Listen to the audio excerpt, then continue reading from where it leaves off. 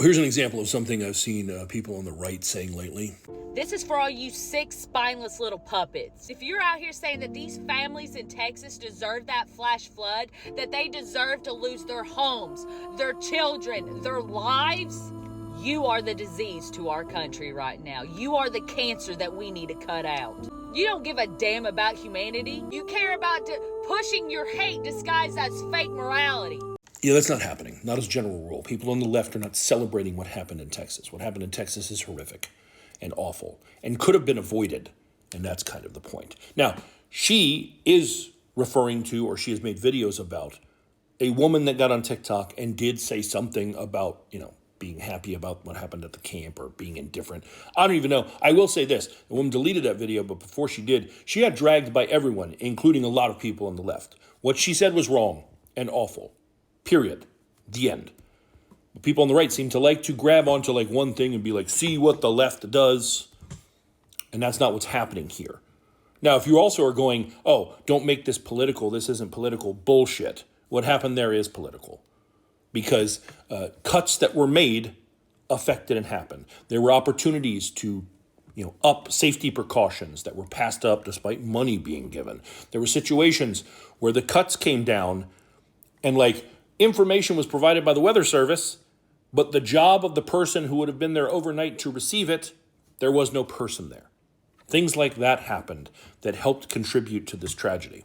But it isn't lost on me how many people on the right are outraged and clutching their pearls over anyone being indifferent to the suffering in Texas. It's not that people are indifferent. That perception, though, that you think this is so unbelievable is kind of hard for me to swallow when 2 weeks ago, most of y'all were doing videos where you were dancing in celebration of ICE raids. You were like, this is the greatest thing. I love it. This is exactly what I voted for. That was fine. Being inhumane about that was okay, but not about this. Now, as for the woman whose video I used as an example here, I don't know if she made a video celebrating ICE. I didn't bother going looking for one.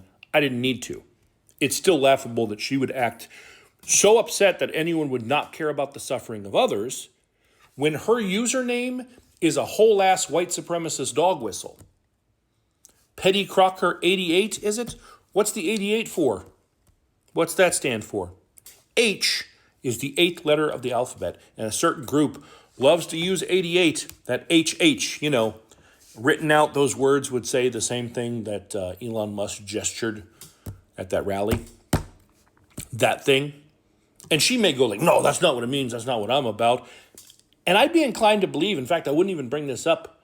I would say oh, maybe that was the year she was born. If it weren't for the fucking lightning bolts too. You put 88 and lightning bolts, it's real clear what you are. Okay?